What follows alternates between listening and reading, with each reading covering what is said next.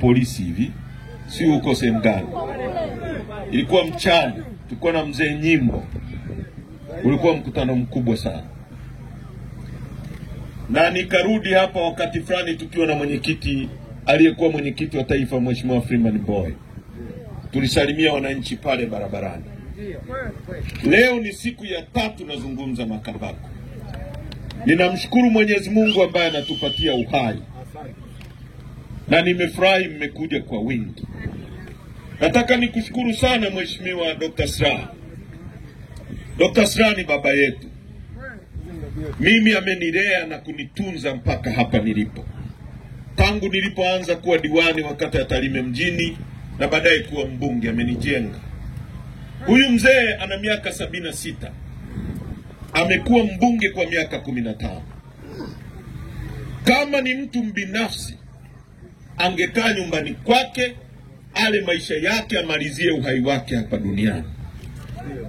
Lakini kwa miaka 76 anasafiri na sisi. Tunakaa naye kikao mpaka saa 7.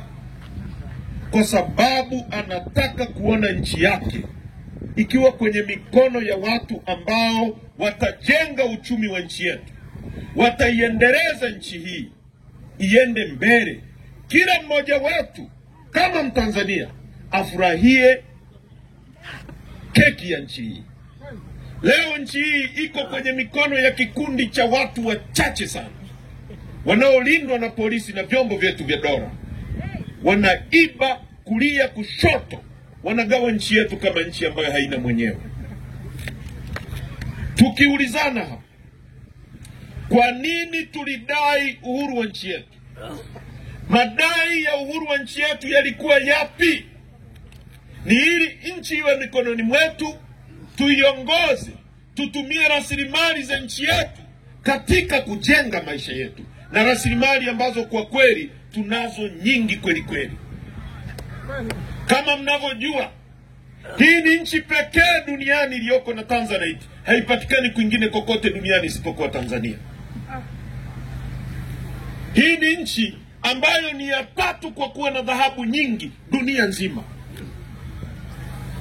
Ukienda kule kwetu Tarime ni dhahabu, ukienda Kahama ni dhahabu, ukienda Geita ni dhahabu, ukienda Mbogwe ni dhahabu, ukienda Chunya ni dhahabu, ukienda Singida ni dhahabu. Kila kona ya nchi hii ni dhahabu. Yanatoka matani na matani ya dhahabu ya nchi hii, yanaondoka kwenda Ulaya kutajirisha watu. Watu wetu wanabaki maskini, hawana hata chakula. Wakina mama wanahangaishwa na vikoba na mikopo ya kausha damu kwenye nchi yenye dhahabu. Gramu moja ya dhahabu, gramu, nikisema gramu sijui kama mnanielewa. Ukichukua wembe ukauvunja hivi, kale kawembe kamoja, kale uliko kata katikati, ndio gramu moja. Gramu moja ya dhahabu yenye uzito sawa na ile wembe ni leo kwenye soko la dunia ni 255,000 za Kitanzania. Tanzania inachimba matani na matani ya dhahabu kila siku, ni ya 3 duniani. Hii ni nchi ambayo ina ziwa lenye upana kuliko yote Afrika nzima, la 2 duniani ziwa Victoria. Ni nchi ambayo ina ziwa lenye kina kirefu kuliko yote Afrika, la 2 duniani. Ni nchi yenye mlima mrefu kuliko yote Afrika, ya 2 duniani. Mbuga za wanyama zetu, ukichukua Seru, ukichukua Serengeti, ukichukua Mikumi, ukichukua Ngorongoro, ukichukua Siwa, ukichanganya pamoja zina ukubwa kuliko nchi ya Rwanda, Burundi na Uganda. Mbuga namba 1 duniani. Tumejaliwa kila kitu. Bahari tulionayo ina urefu kutoka Mtwara mpaka Tanga kilomita 1,600. Ni nchi yenye kila unachokijua. Hii nchi ingekuwa na viongozi wenye akili, watu wetu ambao hawana kazi wangekaa nyumbani wakawa wanalipwa mshahara kila mwisho wa mwezi, kama inavyofanya Finland, kama zinavyofanya Norway, kama zinavyofanya nchi nyingine, kama inavyofanya Qatar na nchi nyingine. Watu ambao hawana kazi, kuna kitu kinaitwa government benefit, kila mwisho wa mwezi inaingia kwenye akaunti yako. Ingekuwa kila mtu ana insurance kwenye nchi ya matibabu, ya kutibiwa matibabu bora, kwa sababu Mungu ametubariki. Lakini ndugu zangu, miaka 63 baada ya uhuru, watu wetu ni maskini. Nilikuwa naisoma Korea, Dr. Slaa. Korea Kusini na Korea Kaskazini walipigana vita mwaka 55. Walikufa watu zaidi ya milioni 6. Miundombinu yote, viwanda, barabara, leri ziliharibika. Watu wakawa maskini, mpaka wengine wakawa nakula udongo na matawi ya miti na mizizi. Leo tunaiangalia Korea. Mtu yoyote ukiwa na simu ya Samsung inatengenezwa Korea. Ukiwa na TV ya Samsung inatengenezwa Korea. Ukiwa na friji ya Samsung AC, ukiona gari inaitwa Hyundai inatengenezwa Korea. Ukiona meli zinatengenezwa Korea. Mwaka 55 wamekuja, mwaka 61 sisi tunapata uhuru, tuna uchumi mkubwa kuliko Korea iliyotoka kwenye vita miaka 5 iliyopita. Ilikuwa inapokea mikopo ya USAID.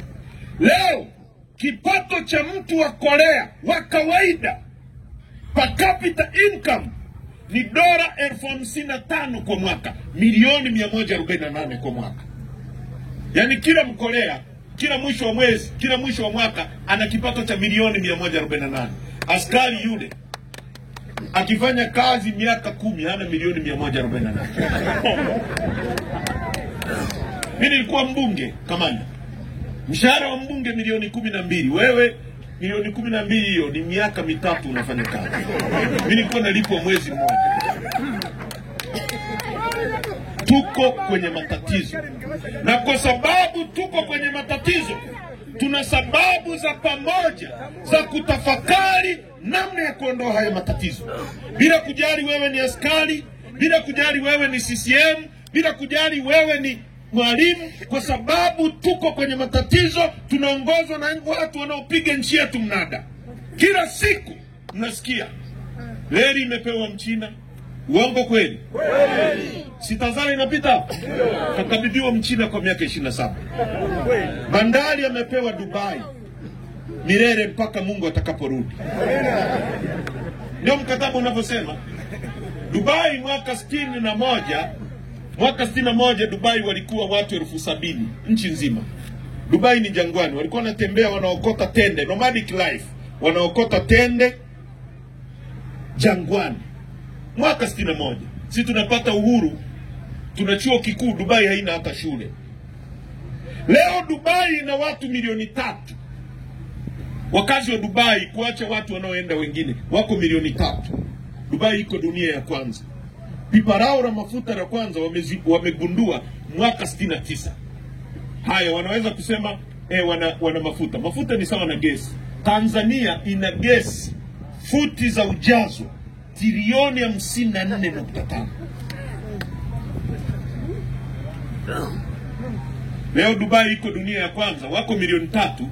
Eti Dubai ndio wamekabidhiwa bandari zetu kuendesha. Sisi watu milioni 63 hatuna akili ya kuendesha bandari. Dubai watu milioni 3 wa Arabu wamepewa waendeshe bandari.